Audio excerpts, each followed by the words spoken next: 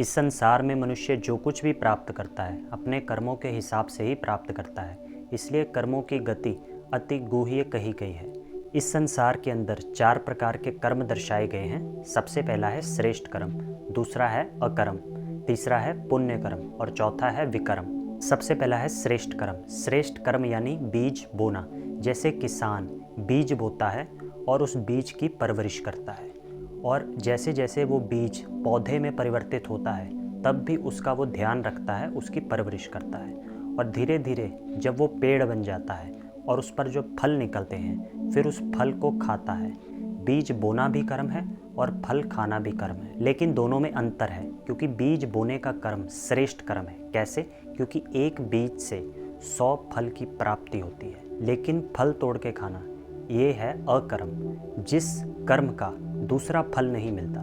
तो एक कर्म का प्रारंभ है और दूसरा कर्म का फल जो समाप्त हो जाता है, जिसको कहा जाता है अकर्म।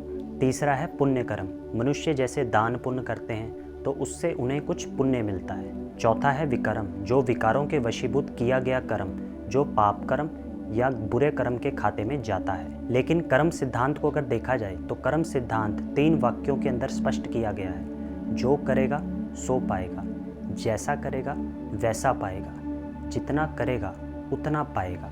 तो कर्म सिद्धांत में कौन सी बातों का ध्यान रखना होता है? जैसे बीज बोने से पहले किसान को कई बातों का ध्यान रखना होता है, ठीक इसी तरह हमें भी कर्म के बीज बोने से पहले अपनी जीवन रूपी धरनी को अच्छा बनाना है। माना चरित्रवान जीवन रूपी धरनी।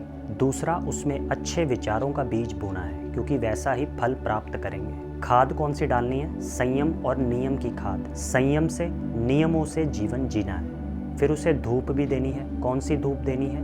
परमात्मा की याद की शक्ति की धूप, क्योंकि जितना हम ईश्वर को याद करते जाते हैं उतना हमें फायदा होगा। जल भी देना है, यानी ज्ञान अमृत से सींचते जाओ। अपनी वृत्तियों को सत्संग के माध्यम से स्वच्छ करते जाओ। वायु भी अच्छी चाहिए, यानी घर का माहौल वायु का काम करता है। अच्छे संस्कार अगर घर के वातावरण में हैं तो बच्चों के अंदर भी अच्छे संस्कार बनते हैं। जब हमारे जीवन में अच्छे फल लगना स्टार्ट होते हैं तो हमें ध्यान रखना है अहंकार रूपी कीड़ा ना लग जाए। कोई अपनी विशेषताओं का अहंकार करने लग जाते हैं, अपने श्रेष्ठ कर्मों का अहंकार करने लग जाते हैं, तो हमें उस अहंकार रूपी कीड़े से बच करके रहना है। संग दोष से अपने आप को बचाना है, तब ही हमारे जीवन में प्रसन्नता संतुष्टता के फल का अनुभव कर सकते हैं। हर कर्म करते समय परमात्मा की स्मृति में आत्म स्वरूप में स्थित होकर के कर्म करें। जितना परमात्मा की याद की शक्ति उस कर्म में जाएगी तो कर्म अपने आप अच्छा होने लगेगा।